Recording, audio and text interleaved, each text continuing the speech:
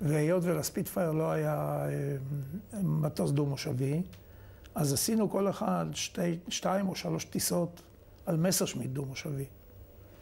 עכשיו, אף אחד מהצ'כים לא רצה לטוס איתנו על המסרשמיט, זה היה מטוס קשה. וג'ורג' ליכטר, שהיה מדריך בקורס גם בארדו, היה מנהל, בעצם מפקד בית הספר שלנו. הוא היחידי שהסכים לקח על עצמו להדריך אותנו במסרשמיט, ישב מאחור, אנחנו מלפנים. ועשינו במסרשמיט הזה, הוציאו את המכל דלק ושמו, את המכל דלק האחורי שמו כיסא, והיו לו רק דלק בכנפיים, זה הספיק ל3 הקפות. היינו עושים 3 הקפות ונגמר הדלק. אני עשיתי 2 טיסות על המסרשמיט, שלחו אותנו סולו על הספיטפייר כמובן. עכשיו, 4 החניכים הראשונים של קורס הטייס הישראלי הראשון, שקיבל כנפיים ב-14 למרץ 49, אנחנו היינו עם 6 המראות ונחיתות על הספיטפייר. כל היתר היו עם פחות. מתוך הרביעה הזו פנו אל דני ואליי, שאלו אותנו אם אנחנו מוכנים להשתתף בהטסה שלהם לארץ. ואנחנו לא הבנו את השאלה, מה זאת אומרת מוכנים? בטח שמוכנים. זה היה את האבנטורה הרצינית, מה פתאום מוותרים על זה? אז את יתר חניכי הקורס שלחו לפראג, משם הם חזרו לארץ, אנחנו נשארנו עזבנו את צ'סקו בודיביצה, את הספיטים הכינו בזלין. מה זה הכינו? הגיעו טכנאים אמריקאים וטייסים אמריקאים, והורידו מהם את כל מה שאפשר להוריד. בכל מקום שמו מכל דלק, חיברו את זה בצינורות מנחושת עם ברז, בתא, שצריך לבחור איזה מכל להוריד, וסידרו למטוס הזה דלק ל9 שעות טיסה. ספיטפייר לפני זה לא טס אף פעם יותר משעה וחצי, 2 שעות מקסימום. עם מכל גחון היה יכול לטוס 2 שעות ומשהו. ועשו לינינג לקרבורטורים, בשביל שהוא לא יצרוך הרבה דלק. וזה לקח בערך חודשיים. ונכנסנו לדצמבר 48. ב-22 דצמבר 48 החליטו שזה יהיה התאריך שבו שישייה הראשונה תצא, ולמחרת עוד שישייה אחת. 12 מטוסים היו צריכים לצאת. בשישייה הראשונה חילקו את דני ואותי בין 2 השישיות. שישייה ראשונה אני ושישייה שנייה דני. אין רדיו כמובן, רק סימנים, המראה ואחרי המראה להצטרף למבנה. ג'ורג' ליכטר שם אותי כמספר 2, בשביל שאני אטוס על המוביל ולא על, כמו שאומרים, אוזן שנייה. לא, מספר 4 יושב על מספר 3, מספר 3 יושב על מספר 1, מספר 2 יושב על מספר 1 גם כן.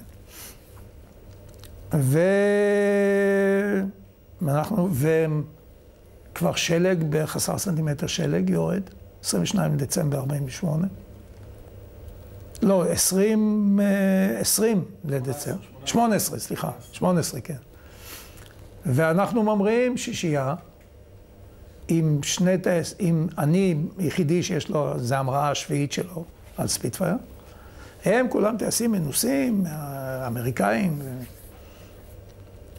ונכנסים למזג אוויר אימים. אני לפני זה לא עשיתי אף פעם טיסת מבנה בצורה מסודרת.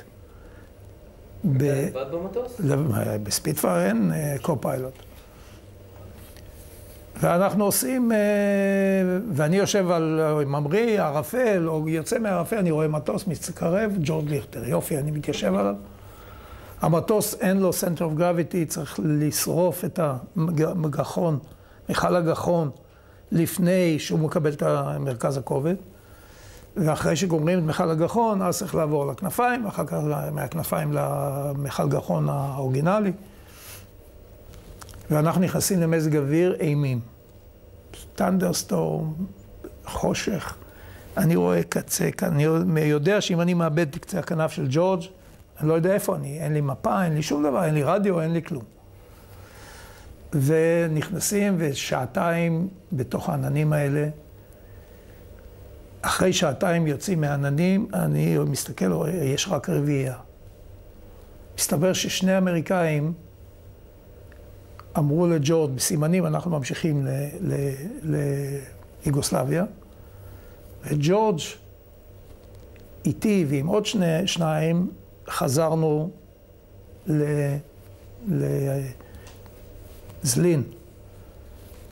ג'ורג' החליט שזה לא מזג אוויר שאפשר לחתוך איתו, לעבור איתו את הערים, הוא מסמן לי להיות אחרון כמובן, כי אם אני נתקע שם אז זה מפריע לכולם. ואנחנו נוחתים, נחיתה שביעית שלי על שלג בגובה 10 סנטימטר, הם שלושתם, אני אחריהם, יש כבר סימנים בשלג, זה כבר עושה לי נחיתה שביעית, חוזרים חזרה לזלין. ואז מסתבר ששניהם, אחד מהם גמר דלק ועשה נחיתת אונס, אחד מהם נכנס בהר ונהרג, מי שנהרג זה סם פומרנץ, שהיה אחד מהבכירים שהיו שם אז. ב-19, ב-20, אנחנו ממריאים פעם שנייה, עכשיו דני ואני בשישייה יחד, ועוד 4, ג'ורג' זה שלישי, ועוד 3, אחד קנדי ועוד 2 דרום, נדמה לי עוד 2 אמריקאים, אני כבר לא זוכר. ואנחנו שוב פעם נכנסים למזג אוויר, הפעם אבל סביר יותר, ואחרי 4.5 שעות, זו טיסה שבאופן תיאורטי הייתה צריכה לקחת 2.5, 3. דלק שמו לנו ל6 שעות, לא ל9, כי זה בכל זאת היה לג קצר. והגענו לים, לים אדריאטי, ומשם פנינו לאורך החוף, הגענו למה שהיום מונטנגרו, אגם מלח מיובש. גדע שוחק ישב שם והכין שק רוח. על יד טיטוגרד, אז זה היה ממש... והיה לו איזה מין בונקר, חצי בונקר כזה, שם היה הציוד. ואנחנו נוחתים, מסדרים אותנו בשורה חזיתית, כל השישייה נוחתת בשורה חזיתית. אין מסלול, אין רק מול הרוח, כמובן. ויורדים לשם, מצטלמים על המטוסים, אני מסתכל על המטוס שלי עם טפטף דלק, ממכל גחון. אני בלחץ זה כבר אחרי הצהריים, שעות אחרי הצהריים. אני קורא לגדע, אומר, גדע, תסתכל מה קורה פה, המכל גחון שלי נוזל. הוא אומר, בוא נוריד אותו, נראה מה בדיוק נוזל, מורידים את המכל גחון. הוא אומר, אין ברירה, צריך להלחים אותו. אני אומר, איך תלחים? זה 100 אוקטן, אני יודע כמה, 110 אוקטן. אז גדע אומר לי, אנחנו נוריק אותו לגמרי, נשאיר את המכסת הזה פתוח שהעדים יתעדו, ואנחנו נלחים אותו עם בדיל, עם פטיש של בדיל, לא עם אש. והוא עם הפטיש הזה, עם הבדיל, נוגע, ומלחים, הוא אומר, זה בסדר, אתה יכול לבוא, החזקתי לו את המכל, והוא הלחים איפה שנזל, תלינו את המכל, מילינו דלק, המכל לא נוזל, זה 10 בלילה כבר. למחרת הגיע לשם בבוקר, מוקדם, הגיע C-46, שהיה צריך לבוא, לקחת אותנו בחשמונה. לזרוק לכם דוגיות בדרך? לא, כל אחד קיבל דוגית. כל אחד קיבל, אני פעם ראשונה נתקלתי ביצור הזה שקוראים לו דוגית. הספיטפייר, המצנח היה בגב. המצנח היה, לא, ישבת על המצנח. וכשעם הדינגי הזה, אז שמו את הדינגי, ועם המצנח ישבו על הדינגי. ואני מנסה, נכנס, אני רואה, זה לא מסתדר לי. אני מוציא את הדינגי, אני אומר טייסים של ה-C-46, תשמעו, תיקחו את הדינגי שלי, תחזיקו אותו אצלכם. אם אני צריך לצנוח, אז תזרקו לי את הדינגי. מה אני צריך לסחוב אותו איתי? אני לא יכול לשבת ככה 6 שעות, ידענו שזה ייקח 6 שעות. זה קשה, זה לא נוח, זה לא רגיל לזה. זה הטיסה השמינית שלי. שביעית נחתתי, שמינית נחתתי ביוגוסלביה, השמינית ובאח 8. ואני, עמק הירדן, אני שוחה, אין לי בעיה של לשחות, אמרתי, אין בעיה. טוב, הם לקחו ממני את הזה ונתנו לנו אוקי טוקיז, בשביל שיהיה לנו קשר עם הדקוטה הזאת, עם ה-C-46. כי אין מכשיר קשר במטוס. אין, הוציאו את כולם, שמו מילאו דלק ל9 שעות, כמו שצריך, אם יהיו תקלות וזה. עם טכניקה של להוריק קודם כל את המכלים, המראנו עם המזל שזה היה האגם המלוח הזה, של מסלול של 5 קילומטר, לא הייתה בעיה. אבל את ההמראה עשינו עם 2 ידיים. פתחנו את המצרות, הורו לנו לחזק אותם שהם לא ילכו לבד. עם 2 ידיים הרמנו את האף, עם 2 ידיים הרמנו את המטוס. צריך היה להעביר את היד בשביל להעלות את הגלגלים. בספיט היה צריך להחליף את הידיים בשביל להעלות את הגלגלים.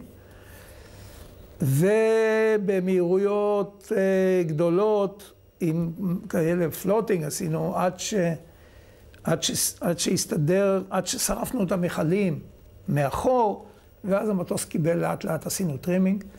קיבלנו הנחיה לא לגעת במצרות, לשים אותם על סטינג אחד, לקבוע את המהירות של ה-C-46, לשים על סטינג אחד ולא לגעת בהם. כי אם תיגעו בהם, אז צריכת הדלק תעלה ויכולות להיות בעיות. אנחנו ממריאים, האוקי טוקיס כרגיל לא עובדים, בכלל לא היה לנו... אני לא קיוויתי בכלל שיעבוד, אבל זה לא עבד, בקיצור. שמנו את האוקי טוקי בצד, ואנחנו ממריאים, הקנדי החליט שהוא לא ממשיך הלאה, אחרי החוויה של זלין, לזה הוא אומר, אני לא ממשיך מכאן, זה היה אחד מהגויים. ואנחנו טסים 5. וטסים 6.5 שעות מעל הים התיכון הזה, בגובה 14,000 רגל, על הגבול של החמצן. מגיעים לפנות ערב לחוף, ה-C-46 יודע לנווט כמו שצריך, מגיעים לבאח 8, עיניי חשכו, אני רואה ג'ורג' מראה על המסלול, אני רואה פס כזה בגובה של רוחב של אצבע, שם הולכים לנחות. אתה שואל את עצמך איפה הדשא? ואין דשא ויש רוח צולבת 30 מעלות. נחתנו על המטוס מדרום לצפון, המסלול הארוך. ג'ורג' מסדר אותנו בשורה עורפית. החמישי בכלל מחליט שהוא נוסע הביתה ל-101, נחת בכנף 4. זה הדנגרט הזה שהיה גם כן, אחר כך הוא היה מדריך שלי ב-101. סיזו דנגרט. ואנחנו רביעייה, נוחתים על המסלול הזה, הוא סדר אותם שורה עורפית, אומר לדני אתה 4, לי הוא אומר אתה 3. הם שניהם, ג'ורג' ראשון, שני קודם כל שהמסלול יהיה בטוח לא סגור. ואנחנו מאחור, ואני מגיע, אני אומר, אין ברירה, אני באתי גבוה קצת, כי לא הייתי בטוח בעניין של כמו שאני סוגר את המצערת, מנוע נחבא, הפלאגים קיבלו שמן מה6 שעות טיסה האלה, שלא נגעו במצערת. והמנוע נחבא, ואני בגליידינג, פעם ראשונה בחיים על המסלול הזה, במהירות יחסית גבוהה, כי הייתי גבוה, עם רוח צולבת של 30 מעלות, אני אומר, אם ככה אני אנחת בצד השמאלי, ואני בטח אגרר לצד הימני. אני לא יכול להגיד לדני שאין לי מנוע, דני מאחריי מספר 4, ואני נוחת איכשהו על המסלול הזה, בספיד גם היה צריך לבוא ככה, כי עם האף לא ראית כלום. אז הדשא יכולת להסתכל בצדדים, פה... ואני נוגע במסלול איכשהו כמו שצריך בצד שמאל, ונסחב עם הרוח לצד ימין, ונשאר בצד ימין. דני נוחת, עובר אותי על המסלול, כמובן, אני בלי מנוע, הוא עם מנוע, אז הוא עובר אותי על המסלול. ואני נשאר עומד באמצע המסלול, אין מנוע, אי אפשר להסיע, שום דבר. ויורד מהמטוס, פותח דלת, יורד, הגיע ג'יפ בנסיעה מבוהלת, אומר, מהר, תעלה על הג'יפ, תסתלק. לפני חצי שעה הספיטים המצרים תקפו את בח 8 ויש ידיעה שהם יבואו עוד פעם. את המטוס אנחנו נגרור לאחד הדתקים האדירים, לא היו דתקים כמובן, שהג'יפ ייקח אותך מכאן, שלא תהיה פה על יד המטוס, כי זו מטרה. ואני חוזר למדינת ישראל אחרי 3 שנים שלא הייתי בה, עוזב מנדט, חוזר למדינה, מגפי טיסה צ'כיות, מכנסי חקי, פליינג ז'קט, שמו לנו על הכתף דרגה של סגן משנה, כי לא רצו שנהיה, לא היינו מחוילים, לא שום דבר.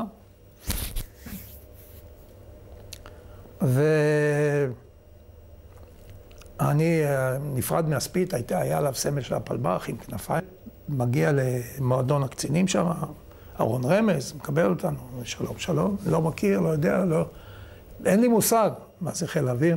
אתה לא יודע בכלל מי זה. לא, אמרו, הציגו אותי בפניו, כמובן.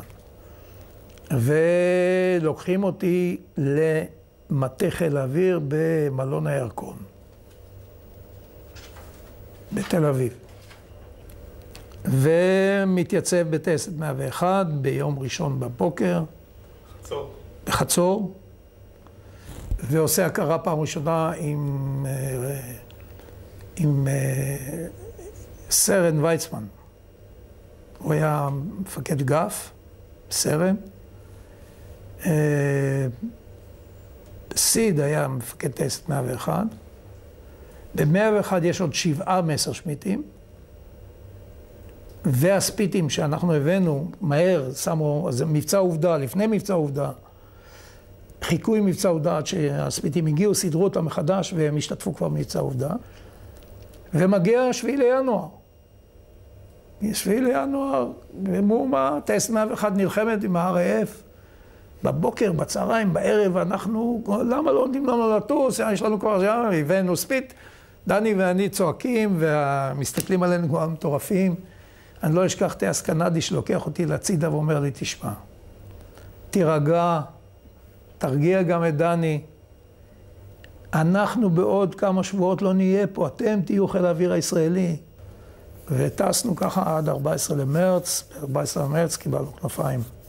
אפשר רגע שאלה? כן. איך מרגיש טייס שכמה שבועות קודם העביר מטוס מיוגוסלביה, 6.5 שעות, במזג אוויר, בטיסה שהיום מן הסתם, אם אתה חושב אחורה, לא היית מעז לעלות בדעתך, לשלוח מישהו עם 6 שעות טיסה ל6 המראות או 7 המראות. אני אענה לך איך אתה עושה קורס טייס ואתה הרי עשית מבחן דרך טבילת אש מאוד גדולה. אני אענה לך בפתגם באנגלית שאומר, ignorance is bliss. חוסר ידיעה זה ברכה. זה בכלל לא נראה לי לא טבעי שצריך להטיס ספיטפייר ואני יש לי כבר 6 שעות ואני יודע להמריא ולנחות. מה הבעיה להטיס ספיט כזה להביא אותו לארץ? אין לך מושג בכלל איזה בעיות יכולות להיות, כי אתה לא יודע. דרך אגב, הם מאוד, הם טיפלו בנו כמו בכלי זכוכית, הם הבינו שאנחנו לא מבינים מה אנחנו עושים. הטייסים המנוסים. הם נשברו, ביוגוסלביה נשבר טייס עם 1,500 שעות ספיטפייר. אמר, הוא לא טס מעל הים עם הספיטפייר הזה. הוא אומר, ספיטפייר לא בנוי ל6 שעות טיסה. והמחשבות שלך לפני הטיסה, אתה היית מודע לא. ממש כלום? כלום. ישבנו, חיכינו כבר לצאת לדרך. ו6 שעות לשבת בקוקפיט לבד, זה לא היה נראה לי דבר לא הגיוני. אני אומר לך, זה היה נראה לי פשוט נורא. אמרתי גם, תראו, אם יהיה לי מקרה משהו, תזרקו את הדנגי. ידעתי שלצנוח ממנו אני אצליח, קיוויתי.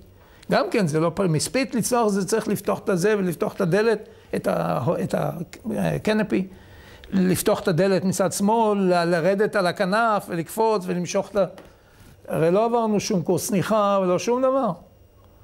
מצנח שלך תדע מתי יארזו אותו פעם אחרונה. זה לא היה בכלל בתודעה, זה הכל היה מובן מאליו, שזה מה שצריך לעשות, ואת זה עושים, וזה חובתנו לעשות, זה חלק מהעשייה של הקמת מדינת ישראל.